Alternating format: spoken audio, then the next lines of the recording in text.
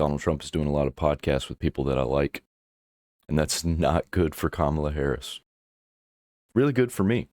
I don't know if you know this, but some people call you a fascist. Yeah, they do. So I figure it's all right to call them a communist. Yeah, they call me a lot worse than I call them. A lot of people listening to this, myself included, that doesn't think that Kamala is a communist. I believe you have to fight fire with fire. Politics is a dirty game. It is a dirty game. It's certainly true. How do you win at that game? They suffer from massive Trump derangement syndrome, TDS, and I don't know if it's curable from their standpoint. I think would probably have a better world if everybody in Congress took some mushrooms, perhaps. First of all, medical marijuana has been amazing. Okay. It's going to be interesting. Friends, and I've had others and doctors telling me that it's been absolutely amazing. The list of clients that went to the island has not been made public. Yeah, it's very interesting, isn't it? Yo, this one's going to be on fire. The following is a conversation with Donald Trump on the Lex Fridman podcast. They're getting smaller and smaller. They're getting smaller. They're just getting right into it. People do respect you more when you have a big camera for some reason. No, it's cool. And about 20 guys that you pay a fortune to, right? All right. Okay. You said that you love winning.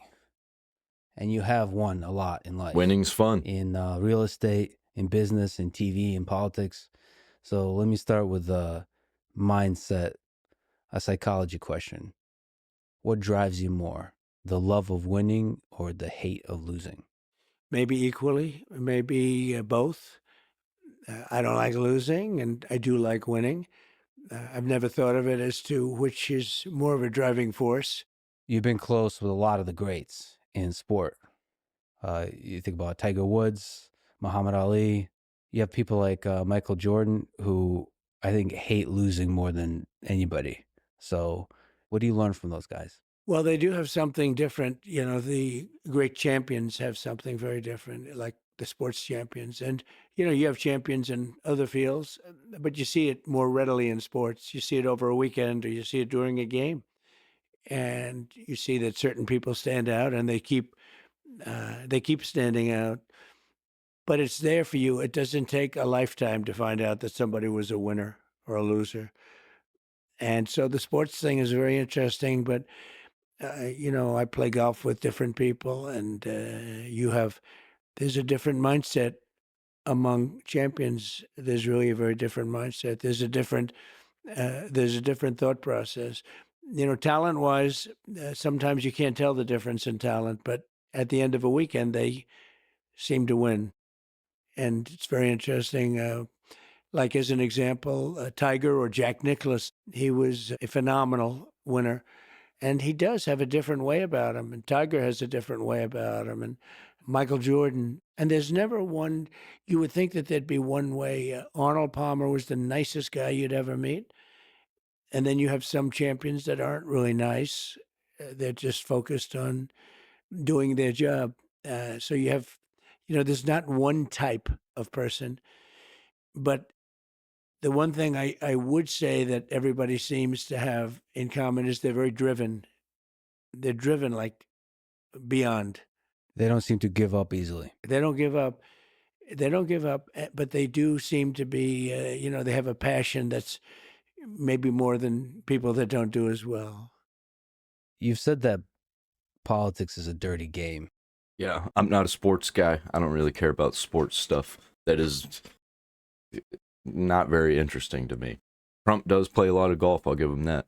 He's probably the most athletic, sad to say, most athletic president we've ever had in terms of actually playing sports, even though golf doesn't really take all that much to play golf.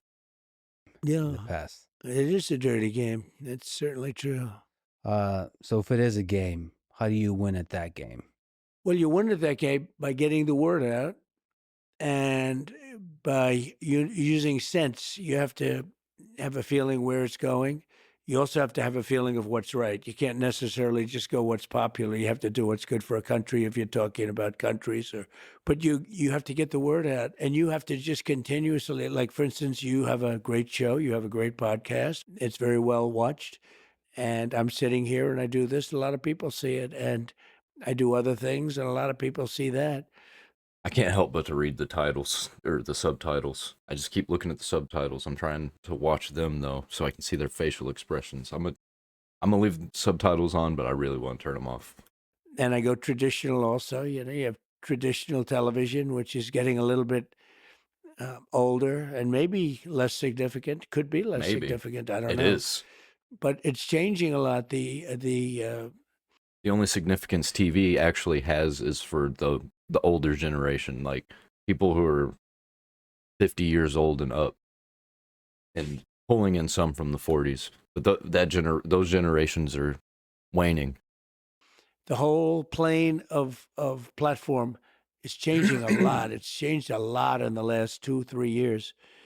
But from a political standpoint, you have to find out what people are doing, what they're watching, and you have to get it.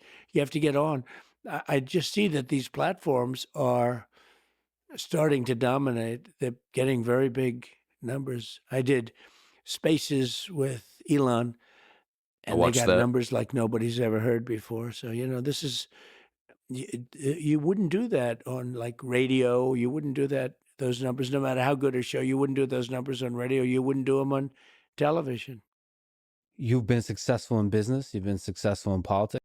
And there's something just really weird and different that we've been doing lately is where we've actually been able to, almost like we're live in the room with them, listening to them talk. And sometimes they can invite us to talk live with them. That's crazy. That's a relatively new thing for the internet. I mean, that we're actually using. It's been around for a while. What do you think is the difference between gaining success between the two different disparate worlds? Yeah, and they're different, very different. I have a lot of people that are in business that are successful, and they'd like to go over to politics, and then you realize they can't speak.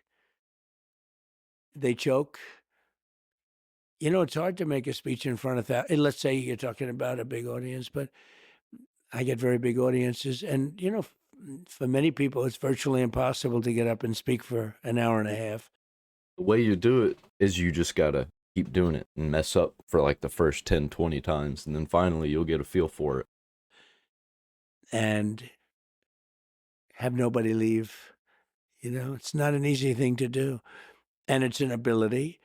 But I have many people that are very, very successful in business, would love to do what I did, and yet they can't pull the trigger.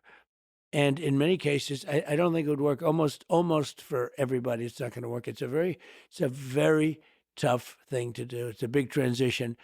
And now, if you talked about people in the business and politics going into business, likewise, that wouldn't generally work out so well either. It's different talents. It's different skills. I have somebody who wants to go into politics so bad, but he's got a little problem. He's got stage fright. Now, he's a total killer. But if he gets up into a stage in front of people, he doesn't do well, to put it mildly, actually. I mean, he does badly. So you have to be able to make hard decisions like you do in business, but also be able to captivate an audience. Look, if you're a politician, you have to be able to speak in front of large crowds. There are a lot of people can't do that. I've seen it. They can't even think about doing it, and they don't. There are many people in business right now. I could name them, but I don't want to embarrass anybody. They've been talking about running for president for 15 years. And they're very big in business, very well known, actually. Yeah, they can't do it. They can't do it. If you don't have the people behind you, if you don't have the voice, then nobody's going to listen. Even if you are the best person for the job, you have to be able to speak. If you can't speak, then you're not really the best person for the job. But it takes guts to run. Like for president, I can tell you it takes guts to run. It's also a very dangerous profession, if you want to know the truth, but dangerous in a different sense too. But it takes a lot of courage to run. Dangerous as in you're not the only one with your neck on the line. As in your entire family has to be secure. 24/7. for president. It's not easy. And but your friends. you have, and you know, the same people as I do. There are a lot of people that would like to run for president that are very, very successful in business, but they don't have the guts to do it. And they have to give up a lot. One of the great things about people from the business world is they're often great deal makers. And you're a great deal maker. And you've talked about the war in Ukraine, Here we go. that you would be able to find a deal that both Putin and Zelensky would accept. What do you think that deal looks like? I think the deal, and I wouldn't talk about it too much because I think I can make a deal. If I win as president-elect, I'll have a deal made, guaranteed. That's a war that shouldn't have happened. Yeah, because both presidents respect Trump 1,000 times more than anybody else that's in the office right now. Obviously, that's why they're taking all this money and just wasting it and then asking for more money, and we're just giving it to them because they don't respect us. They think they can just keep taking and taking and taking. It's terrible.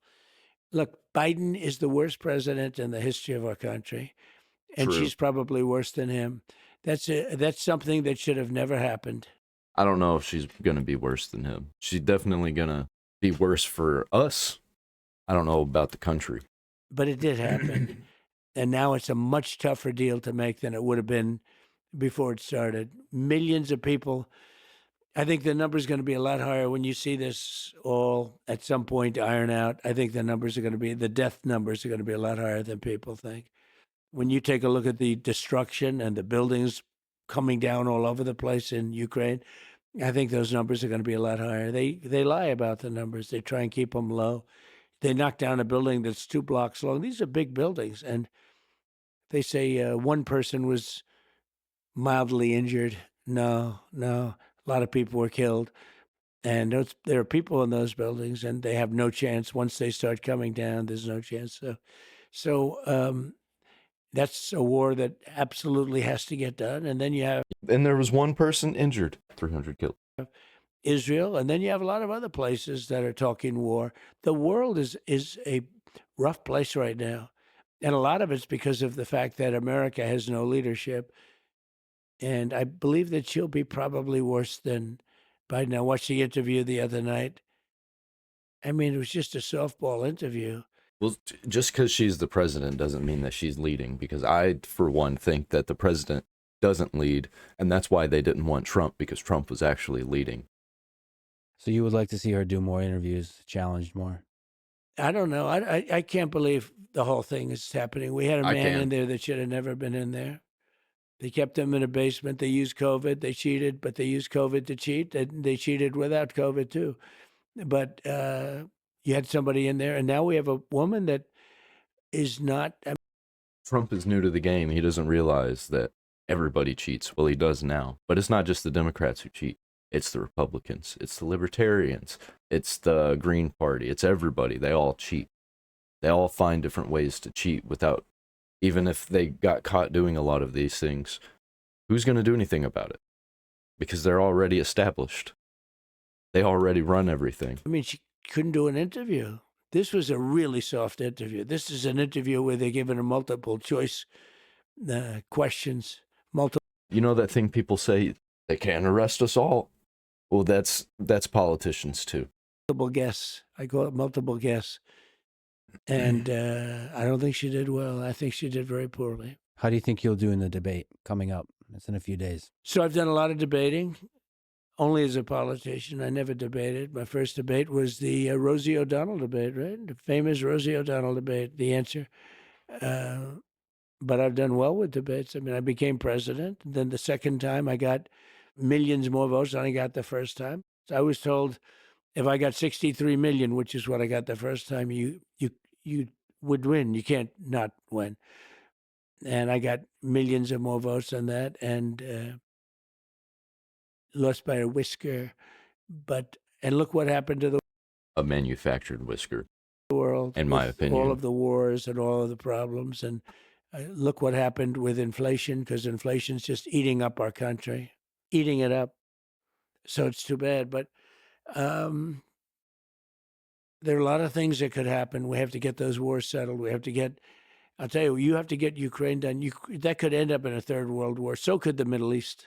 So could the Middle East. And China. So maybe let's talk about what it takes to negotiate with somebody like Putin or Zelensky. Do you think Putin would be willing to give up any of the regions they already captured? I don't know. I can tell you that all of this would have never happened, and it would have been very easy because you don't have, like, that question wouldn't be asked. That's a tougher question. Once that starts happening, because he has taken over a lot of territory. Now, I guess they're insurgents now too, right? So, it's a little bit interesting that that's happening and that it can happen. And it's interesting that Putin has allowed that to happen. Look, that's one that should have never I think Putin's just really, really trying to be nice and not devastate the entire country of Ukraine. started. We have to get it stopped. Ukraine is being demolished. They're destroying a great culture that's Yeah. largely destroyed. What do you think works better in those countries? Russia didn't do it either. I mean, they're definitely helping now, but what kickstarted it, for one, was Ukraine's own government, and for two, our meddling in all of the government processes going on in Ukraine. Kinds of negotiations, leverage of, let's say, friendship, the carrot or the stick, friendship or sort of the threat of using the economic and military power. So it depends on who the person is. Everyone's different. Negotiation's interesting because it depends on who the person is. And then you have to guess or know through certain knowledge which is, more important, the carrot or the stick. And with some people it's the stick, and with some people it's the carrot. I think the stick probably is generally more successful in that, we're talking about war. But the kind of destruction that we're witnessing now, nobody's ever seen. I mean, it's a terrible thing, and we're witnessing it all over. We're witnessing it in all parts of the world, and a lot of things are going to get started. Look what's going on with China. Look at Japan; they're starting to rearm now. They're starting to rearm because China's getting, taking over certain islands, and there's a lot. Yeah, and Japan is a pretty big island that China can just surround with boats, and then it's theirs. And right now, I'm pretty sure Japan is still ours. A lot of danger in the war right now in the world. There's a great possibility of World War III. And we better get this thing done fast because 5 months with people like her and him, he's checked out. He just goes to the beach and thinks he looks good in a bathing suit, which he doesn't. He's sort of checked out. Hey, look, you can't blame him. That was a coup. They took it over. They took over the presidential deal. The whole presidential thing was taken over in a coup. He had 14 million votes. She had no votes, not one. And nobody thought it was going to be her. Nobody wanted it to be her. She was a joke until 6 weeks ago when they said we're going to have to, politically, they felt they had to pick her. And if they didn't pick her, they thought there'd be a problem. I don't know if that's right or not. I actually don't think it's right, but, they thought it was right. And now immediately the press comes to their aid. If we can go back to China, I seriously don't understand why they didn't run Bernie or RFK Jr. I mean, I understand why they didn't run Bernie this time, but when it was Hillary versus Trump, I don't know why they didn't just run Bernie, because I think Bernie would have probably won, because Hillary's just too evil. on negotiation, how do we avoid war with China in the 21st century? Well, there are ways now. Here's the problem. If I tell you how, and I'd love to do it, but if I give you a plan, like I have a very exacting plan how to stop Ukraine and Russia, and I have a certain idea, maybe not a plan, but an idea for China, because we're in a lot of trouble. They'll be in a lot of trouble too, but I think we need to go back to the exchanging of media, like movies and shows and video games, especially video games. China's killing it with video games right now. Black Myth Wukong, killing it. in a lot of trouble. But I can't give you those plans because if I give you those plans, I'm not going to be able to use them. They'll be very unsuccessful. Part of it's surprise, right? Right. But they won't be able to help us much. So you have a plan of what to say to Putin Yeah, I when know you take exactly. office. No, I had a very good relationship with him, and I had a good relationship with Zelensky too. But I had a very good relationship with Putin. Tough topic, but important. You said lost by a whisker. I'm an independent. I have a lot of friends who are independent, many of whom like your policies, like the fact that you're a deal maker, like the fact that you can end wars, but they are troubled by what happened in the 2020 election and statements about widespread fraud and this kind of stuff, fake electoral scheme. What can you say to those independent voters to help them decide who to vote Right. I think the fraud was on the other side. I think the election was a fraud, and many people felt it was that, and they wanted answers. And when you can't challenge an election, you have to be able to challenge it. Otherwise, it's going to get worse, not better. And there are lots. True. I think that it was completely valid for Donald Trump to challenge the election. And I think it should happen every time because we need to know. We need to investigate. Did this election actually go down how it was supposed to go down? Because apparently we can't just choose one day for everybody to just vote and do it on paper. I can't think of very many ways to cheat when we've got other technology surrounding everything, which is great. We have that stuff. Nobody cheats except for the fact that everything's on a computer.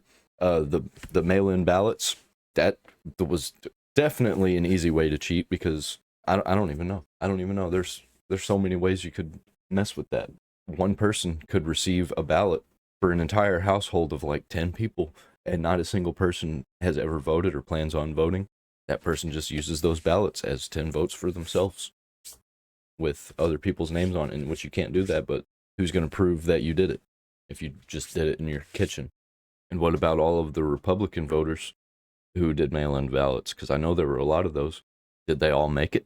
Of ways to solve this problem. Go to paper ballots. Yep. Do it the easy way. I mean, the paper ballots, and you have voter ID and you have same-day voting. All of that's racist, though. For one, black people, they won't be able to find out where to go vote. I'm not saying that. That's what Democrats say because they think black people are stupid.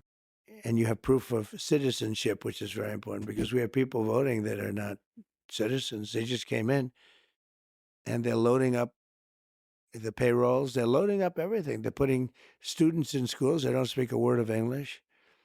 And they're taking the. I honestly think if you don't speak English, then you don't need to be here unless you're like on vacation or something from one of your original countries. Seats of people that are citizens of our country. So, look, we have the worst border in the history of the world. We have coming into our country. I don't know about that. I hear the Berlin Wall was pretty bad, and that wasn't really a border, I guess, but it kind of was between East and West Germany. Country right now, millions and millions of people at levels that nobody's ever seen. I don't believe any country's ever seen it. And they would use sticks and stones not to make it happen, not to let it happen. We don't do anything. And we have a person who was the border czar, who now said she wasn't really the border czar, but she was. She was the border czar, but she was in charge of the border. And we have her, and she's saying very strongly, "Oh, I did such a good job. She was horrible, horrible. The harm she's done." But we have people coming in from other countries all over the world, not just South America, and they're coming in from prisons and jails. They're coming in from mental institutions and insane asylums. And they're street criminals. Right off the street, they take them. And they're being given to our country. And they're trashing up everything because they don't care. They're not working. A lot of them say they're working, but they are not. They might be working, but they're working for the guy down the street who's selling drugs. Not saying all of them. I'm just saying, like, when you put these kinds of people into the inner cities and they're the criminal types who have criminal family members. Even if they're not criminals themselves, they have criminal family members that are hanging around. They're piling up trash in the streets. Just everybody, all of them are piling trash in the streets, stealing stuff, threatening people, extorting people, kicking down people's doors, looking for people. Drug dealers, human traffickers. We're destroying our country. This is a sin, what's been allowed to take place over the last 4 years. We're destroying our country. And we'll see how that all works out. But it's not even believable. And now you saw in Aurora, Colorado, a group of very tough young thugs from Venezuela taking over big areas, including buildings. They're taking over buildings. They have their big rifles, but they're taking over. Oh, they're not taking over the buildings. That was just one instance where they were looking for somebody. When we say taking over, we're not meaning like a military operation. We're talking about territory. Like, you ever play GTA San Andreas? There are gang territories where there's just people hanging out. That's all that has to happen. There's people hanging out. They're criminals and they do crime. Doesn't always have to be at that place that they're at, but this is like where their spot is. This is where the criminals hang out. And the people that are just trying to live their day-to-day lives are getting extorted by them. Or they're getting their doors kicked in because they're looking for somebody. That's what I think this video is. They're actually looking for somebody. Buildings. We're not going to let this happen. We're not going to let them destroy our country. And in those countries. And the biggest thing is, like, I don't think that they actually took it over. I mean, they did take it over, but what happened was the government was like, hey, we need to put these people somewhere. Let's put them in these shitty apartment complexes. Crime is way down. They're taking them out of their prisons, which is good because good for them. I do the same thing. By the way, if I ran one of those countries, any country in the world, I would make sure that America has every one of our prisoners. Every one of our criminals would be here. I can't believe they're going so slowly, but some aren't. But they all are doing it. And we can't let that happen. They're emptying out their prisons and their mental institutions into the United States of America. We can't let that happen. So a lot of people believe that there was some shady stuff that went on with the election, whether it's media bias or big tech, but still the claim of widespread fraud is the thing that bothers people. Well, I don't focus on the past. I focus on the future. I mean, I talk about how bad the economy is, how bad inflation is, how bad things like, which is important. Afghanistan was, in my opinion, the most embarrassing thing that's ever happened to our country. And because of that, I think Putin went in. When he saw how stupid we were, Putin went in. But it was the most embarrassing moment in the history of our country. I really believe that. But, we left. He just straight up dodged that question. He did not like that question, so he just moved on to Afghanistan. All right. Which I don't really care about it. If Donald Trump loses again, I think he should do it again. I think he should call for widespread fraud and have it investigated. And if nothing comes up, and then we move on. Problem was, I think last time a bunch of stuff did pop up. It just, when you add it all up over the years, we found more and more stuff that just doesn't add up, like empty houses with people registered to that house, completely empty. There's lots of those instances. There are people that were interviewed about their donations and nothing. That these people didn't know anything about doing any kind of donations. Happens all the time. And there's no telling how many people it's happened to or how many people are doing this.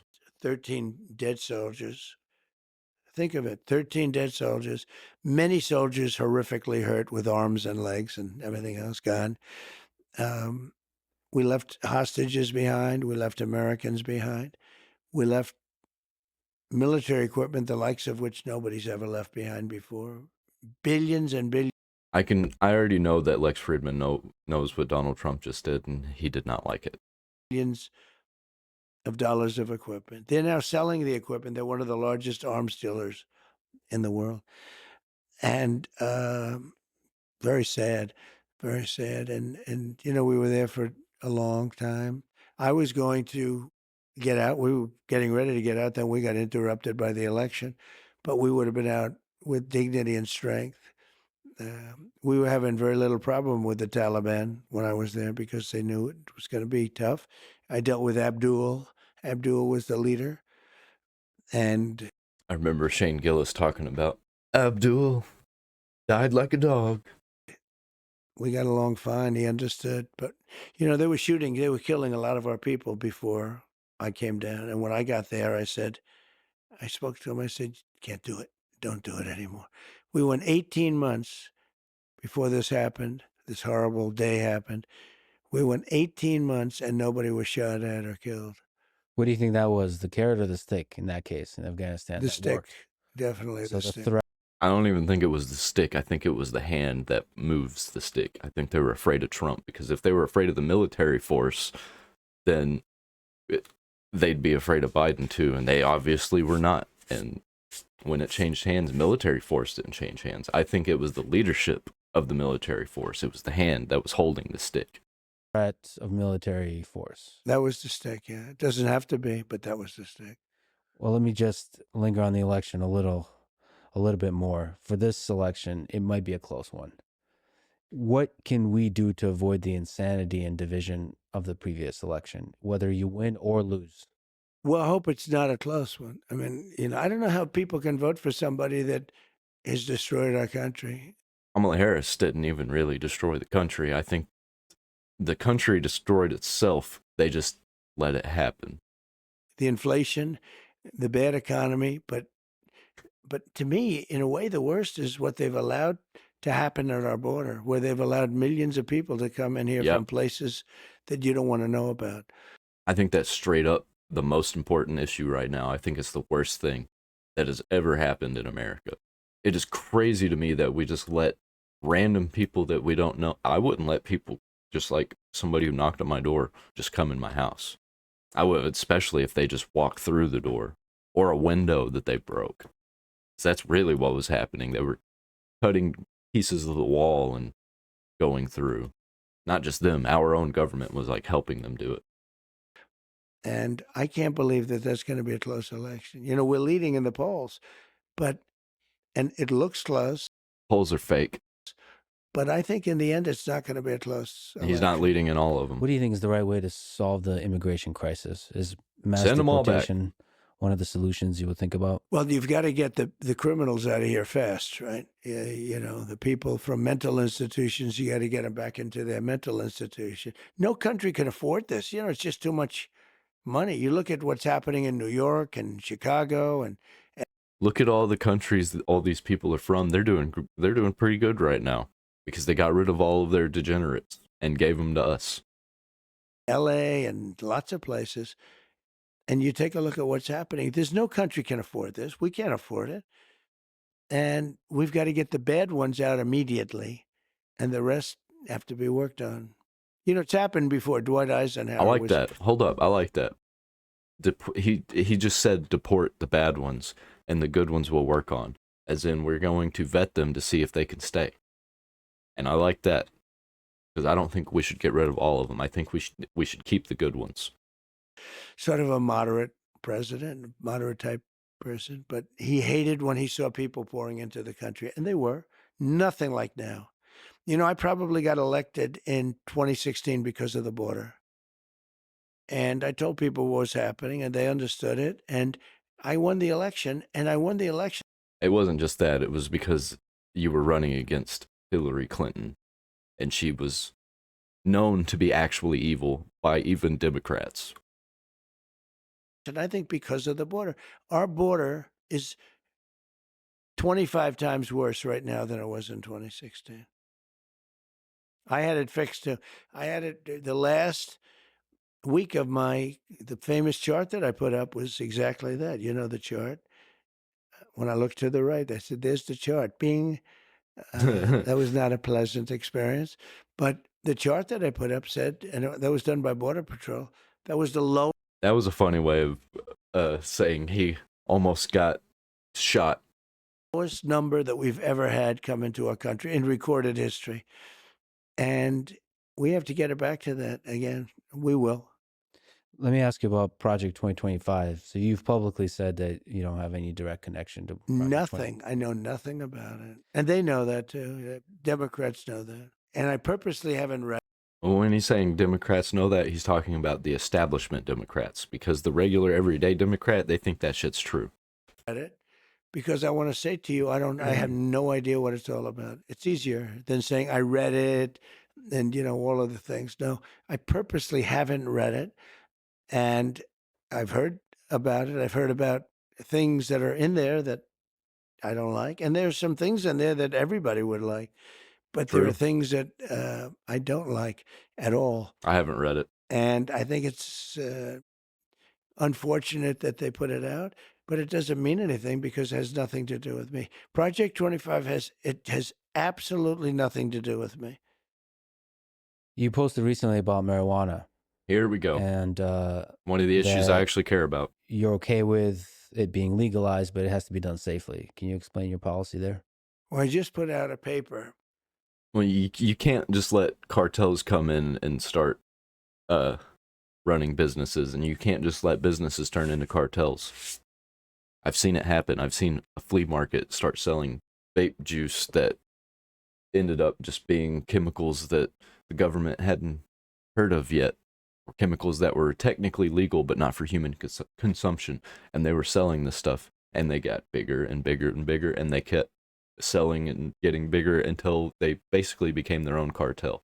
And first of all, medical marijuana has been amazing. It's been, I've had friends and I've had others and doctors telling me that it's been absolutely amazing, the medical marijuana.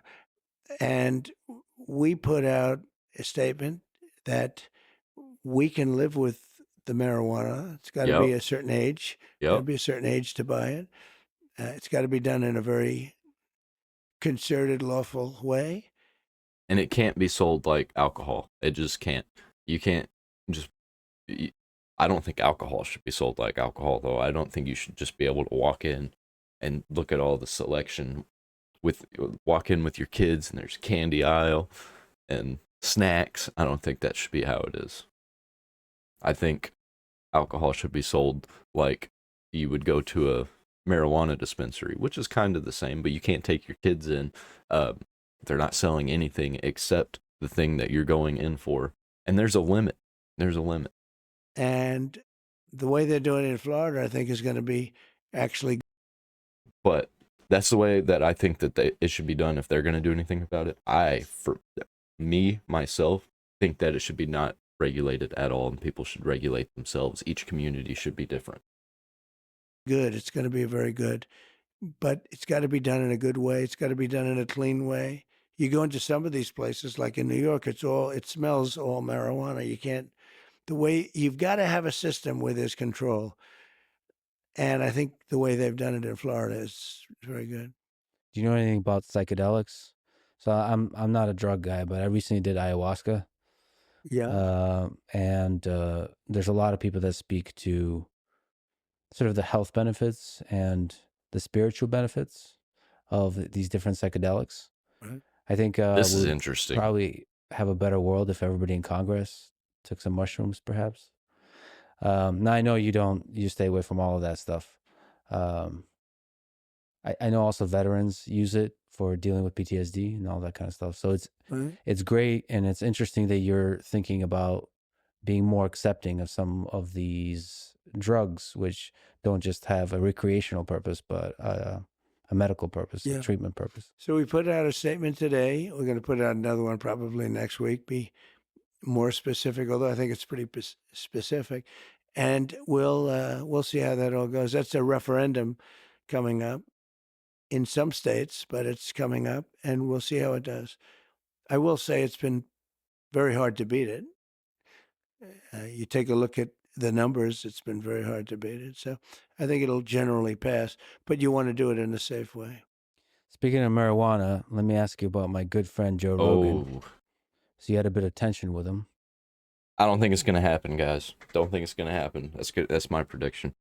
So when he said nice things about RFK Jr., I think you've said some not so nice things about Joe, and I think that was a bit unfair. And as a fan of Joe, I would love to see you do his podcast because he is legit the greatest conversationalist in the world. So Yeah. what's the story behind Well, the tension? I don't think there was any tension, and I've always liked him, but I don't know him. I mean, I only see him when I walk into the arena with Dana, Mhm. and I shake his hand. I see him there, and I think he's good at what he does, but I don't know about doing his podcast. I mean, I guess I'd do it, I but like I that haven't answer. been asked, and I'm not asking them, you know. I'm not asking anybody. It sounds like a challenging negotiation situation. No, it's not. So far, the only question he hasn't answered was the election fraud question. It's not really a negotiation. And he's sort of a liberal guy, I guess, from what I understand. But he likes Kennedy. This was before I found this out before Kennedy came in with us. He's going to be great. Bobby's going to be great. But I like that he likes Kennedy. I do too. He's You know, completely break the internet. Donald Trump and Kennedy at the same time on Joe Rogan's podcast. That way you can get Kennedy and Donald Trump having a little banter, maybe a little bit of debate and disagreement.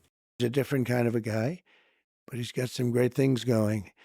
And I think he's going to be beyond politics. I think he could be quite influential in taking care of some situations that you probably would agree should be taken care of. The Joe Rogan post is an example. I would love to get your psychology about behind the tweets and the post on Truth.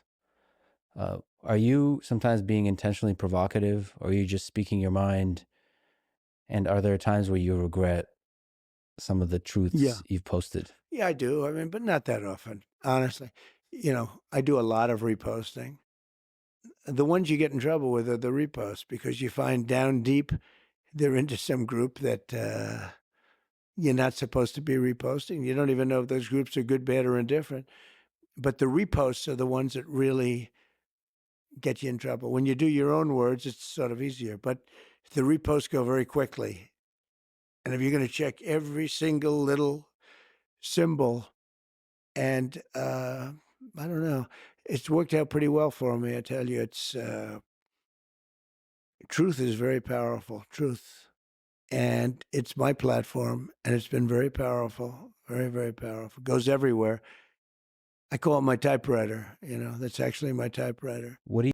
I'm not on Truth Mobile. I probably will if Donald Trump wins the presidency because I know he's going to remain on there during the whole presidency, and Truth is going to be super popular, one of the top platforms, just because Trump is on it. And as soon as Trump's not president, it'll probably die. What are you doing usually when you're composing a truth? Like, are you chilling back on a couch? Couches, beds, Okay. a lot of different things. I mean, Like late at night and just I'd laying- like to do some later night. I'm not a huge sleeper, but whenever I do them, past like 3:00, Mhm. they criticize you the next day. Trump was up truthing. Okay. Trump was truthing at 3:00 in the morning. And there should be no problem with that. And then when you think about time zones, how do they know that you're like, in a time zone, like an Eastern zone? So, but every time I do it after like 2 or 3:00, it's like, why is he doing that? But it's gotten, I mean, the truth has become a very successful platform, and I like doing it. And it goes everywhere. As soon as I do it, it goes everywhere. Yeah, like I see it's all of his truths on X. The country seems more divided than ever. Yeah. What can you It's do going to to be a help long one. alleviate some of that division? Well, you can get rid of these two people. They're terrible. They're terrible. Two people? Two people. It's way more than two. You don't want to have them running this country. They're not equipped to run it. Joe, it's a disaster. Okay. And Kamala, I think she'll end up being worse than him. We'll see. I think a lot's now, the convention's over with, and I see I'm leading in just about all the polls now. Not the polls that I've been seeing, but I think the polls are bullshit. I don't think that they're real. They had their little honeymoon period, as they call it, and we'll see how that all goes. Who knows? So, From my personal opinion, I think you are at your best when you're talking about a positive vision of the future versus criticizing the other side. yeah, I think you have to criticize, though. I think they're nasty. They came up with a story that I looked down and I called soldiers that died in World War One suckers and losers. Okay. Now, number one, who would say that? Number two, who would say it to military people? Nobody. It was a made up story. It was just a made up story. And And they still run with it. I see it all the time from prominent Democrats. All the time, man. they like to repeat it over again. They know it was made up. I have 20. I don't think they know it was made up. I just don't think they care either way. They know that somebody that they like said it, and they don't care if it's true or not. It's true to them. 26 witnesses that nothing was said. They don't want to hear about that. Like she lied on McDonald's. She said that that she worked at McDonald's. It's not a big lie, but it's a big lie. It's so, I mean, they just went and they checked. And unless she can show something, they don't talk about, the presses are going to follow up with it, but I'll keep hammering it. But she never worked at McDonald's. It was just a, sort of a cool thing to say, hey, I worked at McDonald's. But one of the worst was 2 days ago, I went to Arlington at the request of people that lost their children. There'll always be children to those people. You understand that. That's not politically incorrect thing to say. The mother comes up, I lost my child. But, the child is a soldier. And lost the child because of Biden and because of Kamala. By the way, I don't know if he's going to mention this or not. Trump was invited there, and Trump accepted the invitation. Kamala Harris and Biden were also invited. Or no, they had been invited. They were not invited this time because they have said nothing to these people. They have said nothing about these people except for a tweet or maybe like a little 2-minute speech. Just as though they had the gun in their hand because it was so badly handled. It should have been done at Bagram, which is the big air base. It shouldn't have been done at a small little airport right in the middle of town where people stormed it. It was a true disaster. And they asked me if I'd come and celebrate with them 3 years. 3 years. They died 3 years ago. And I said, I'm going to try. I got to know them because I brought them here, actually. One night, they almost all came here. And they said, I wonder if Trump will actually come and see us. I heard they were here. I came, saw them. And we stayed for like 4 hours listening to music up on a deck right upstairs. Beautiful.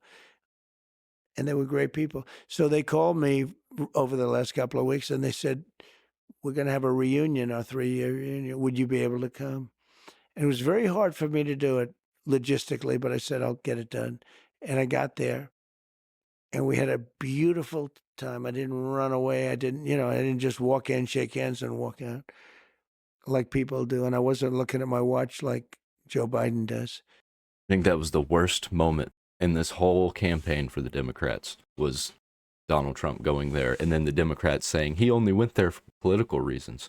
Doesn't matter if he went there for political reasons. I guarantee that's why he went. But he still also feels for this family, for these families and these people these soldiers that died. And it was amazing. So I did it for them. I didn't do it for me. I don't need the publicity. I mean, I get more publicity probably than anybody. You would know that better than me, but I think maybe more than anybody that's ever lived. I don't know, but I don't think anyone could have any more. Every time you turn on television, there's like 9 different stories, all on different topics, and they're all about Trump. As an example, you interview a lot of people, good people, successful people. Let's see how you do with this interview versus them, okay? I mean, I can tell you right now, you're going to get the highest numbers you've ever had by sometimes a factor of 10. But when That's a lot of views. a Gold Star family asks me to come in and spend time with them.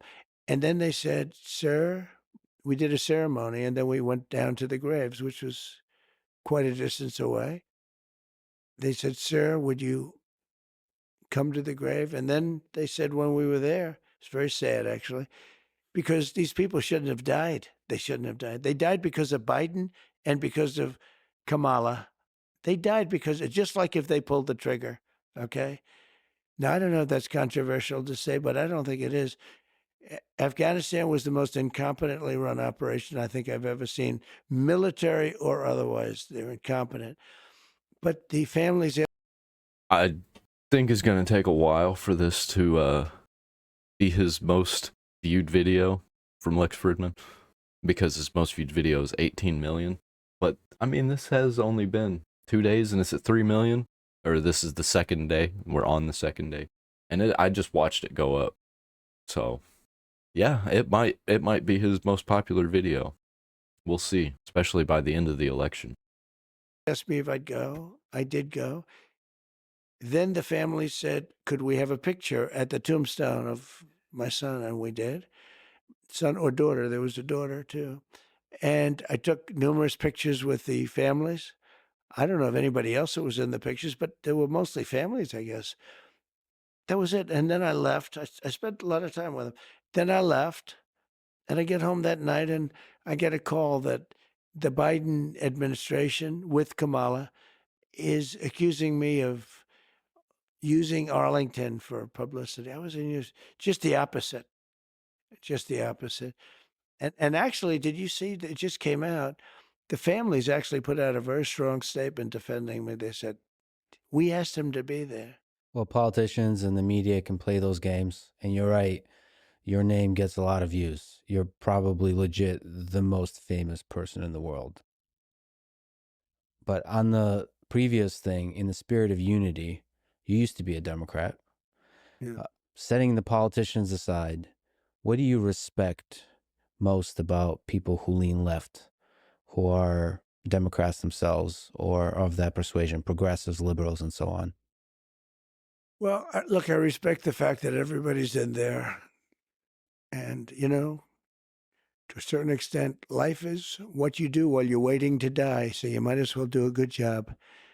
I think in terms of what's happening now, I think, That was a hell of a quote. to a certain extent, life is what you do while you're waiting to die. So you might as well do a good job. Damn. I think 10 in out of 10. terms of what's happening now, I think, we have a chance to save the country. This country's going down. And I called it with Venezuela. I called it with a lot of different countries. And this country is going down. If we don't win this election, the election coming up on November 5th is the most important election this country's ever had. Most important election the world has ever had. Because if we don't win it, I don't know that there'll be another election. We'll be in World War. And I'm it's going to be sure a of it. communist country or close. And there's a lot of people listening to this, myself included, that doesn't think that Kamala is a communist. Kamala doesn't have to be the communist. She just has to be the figurehead of the communists. Communists don't say they're communist, and they pretend that they're not, and they pretend they have policies. That doesn't make them communists. But you know what else communists do? They run on a campaign with the slogan "Joy." Nazis did it, and they don't tell you what their policies are. Well, she's a Marxist. Her father's a Marxist. That's right. And she's It's advocating a little unusual, She's advocating for some policies that are towards the direction of democratic socialism, let's say. But there's a lot of people that kind of know the way government works, and they say, well, none of those policies are going to actually come to reality. It's just being used during the campaign to, groceries are too expensive. We need them cheaper. So let's talk about price controls. And Yeah, I'm pretty sure that the presidency is all about reaction and no actual action. And that's what I see from at least Biden, and that he's just reacting to everything that's going on all the time. Something happens and he's like, oh, we have to do something now. Something happens. Oh, we have to do something now, instead of we got to do something before something happens. That's never going to come to reality. It could come to reality. Look, I mean, she came out with price control. It's been tried like 121 different times at different places over the years, and it's never worked once. It leads to communism. It leads to socialism. It leads to having no food on the shelves, and it leads to tremendous inflation. It's just It's a bad idea. whenever we use terms like communism for her, and I don't know if you know this, but some people call you a fascist. Yeah, they do. And they call him a fascist. That's why he's calling them a communist. So I figure it's all Yeah. right to call them a communist. Yeah, they call No, he me a said lot that worse earlier, than I too. call them. They do indeed. It's just sometimes It's interesting, though. They'll call me something that's terrible, and then I'll hit them back.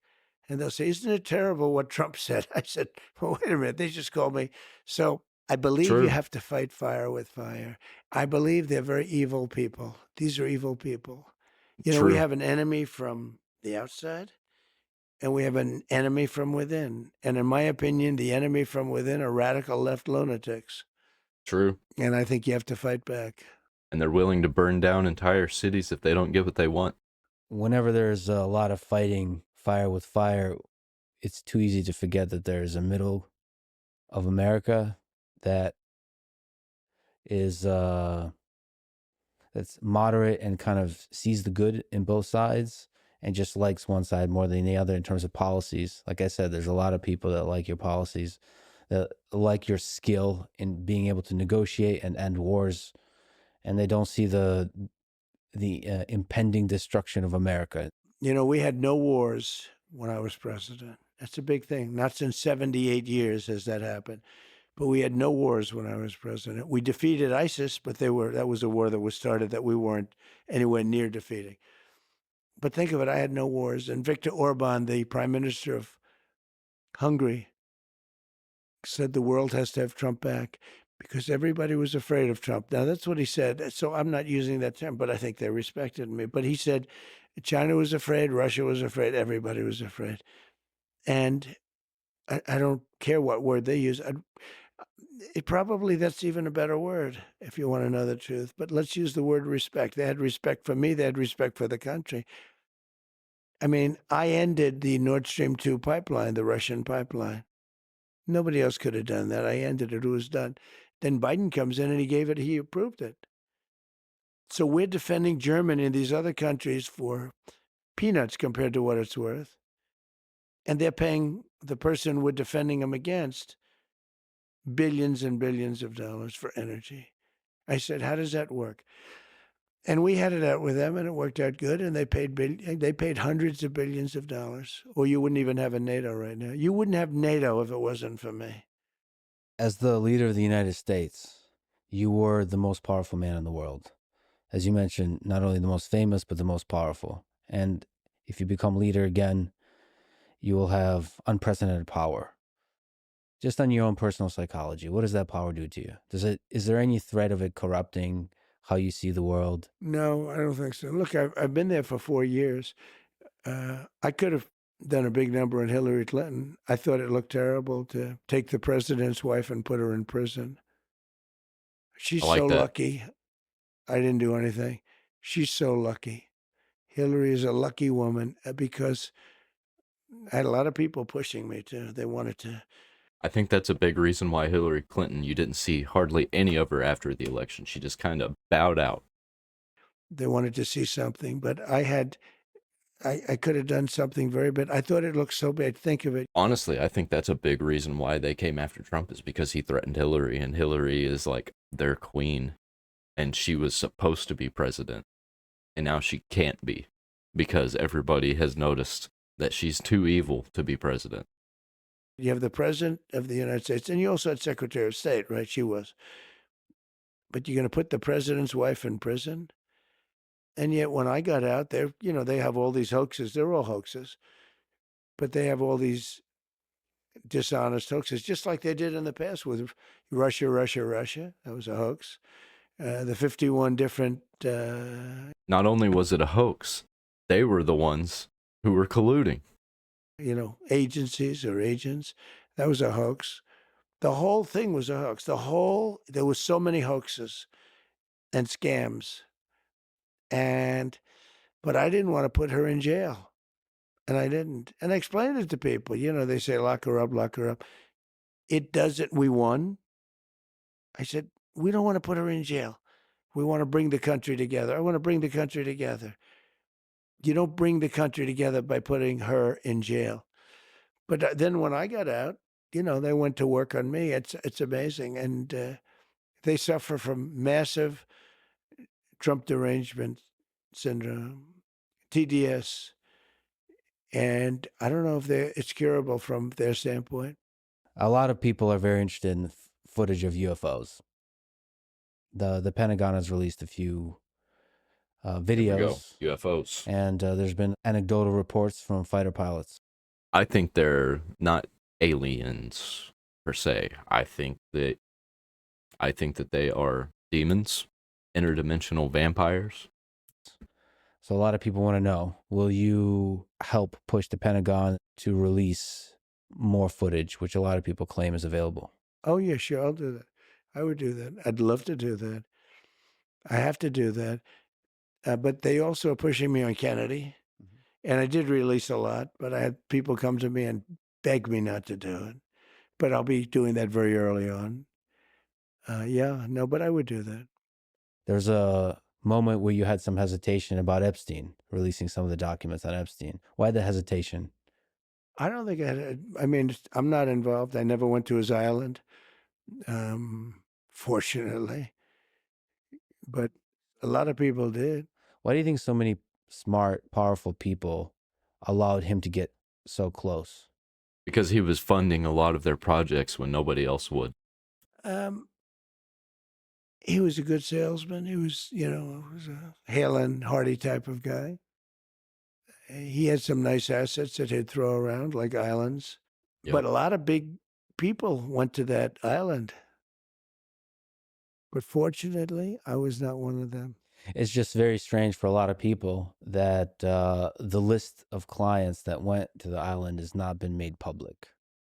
Yeah, it's very interesting, isn't it? Probably will be, by the way. Probably. So if you're able to, you'll be... Yeah, I'd certainly take a look at it. Now, Kennedy's interesting because it's so many years ago. They do that for danger, too, because, endangers certain people, et cetera, et cetera. So Kennedy is very different from the Epstein thing. But yeah, I'd be inclined to do the Epstein. I'd have no problem with it. That's great to hear. What gives you strength when you're getting attacked? You're one of the most attacked people in the world. I think you can't care that much. I know people that care so much about everything, like what people are saying. You can't care too much because you end up choking. One of the tragic things about life is that it ends.